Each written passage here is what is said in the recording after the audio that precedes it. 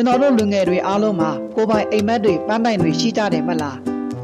ဒါပေမဲ့အဲ့ဒီပန်းတိုင်တွေစီရောက်ဖို့အတွက်ဘယ်လိုစတင်ရမလဲဘယ်လိုဆက်လျှောက်ရမလဲဆိုတာကိုတော့မသိကြပါဘူး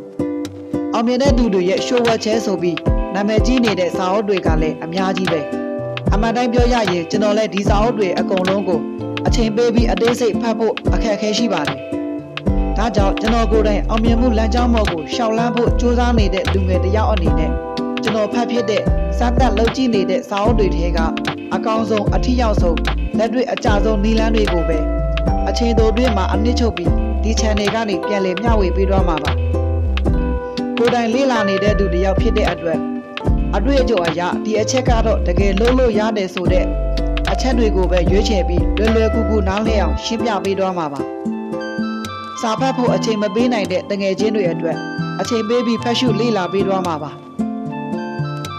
ဒီ channel ကိုစောင့်ကြည့်ခြင်းအပြင်အောင်မြင်တဲ့သူတွေလှုပ်ဆောင်တဲ့ကောင်းမွန်တဲ့အလေးအကျင့်တွေစနစ်ကျတဲ့အလုပ်လုပ်ပုံတွေကိုယ့်ရဲ့လုံနိုင်စွမ်းကိုမြင့်တင်နိုင်မဲ့ရှိုးဝက်ချက်တွေကိုစာအုပ်တစ်အုပ်လုံးဖတ်စီရမလို့ပဲအချိန်တိုအတွင်းနားလည်ပြီးလက်တွေ့လှုပ်ဆောင်နိုင်မှာဖြစ်ပါတယ်ကျွန်တော်လည်းအခုမှစတင်သူဖြစ်လို့ကျွန်တော်နဲ့အတူတူလက်တွဲပြီးအောင်မြင်မှုလမ်းကြောင်းပေါ်ရှောင်လန်းခြင်းနဲ့ဆိုရင် channel လေးကို subscribe လုပ်ပေးထားပါဦးကျွန်တော်ရဲ့ပထမဆုံးဗီဒီယိုမှာတော့အလုပ်တစ်ခုကိုဘယ်လိုစတင်လှုပ်ဆောင်ရမလဲဆိုတဲ့နီလန်ကောင်တစ်ခုကိုဝေမျှပေးထားပါတယ်အဲ့ဒီဗီဒီယိုကိုလည်းဝင်ကြည့်ဖို့ဖိတ်ခေါ်ပါတယ်အားလုံးအောင်မြင်ကြပါစေ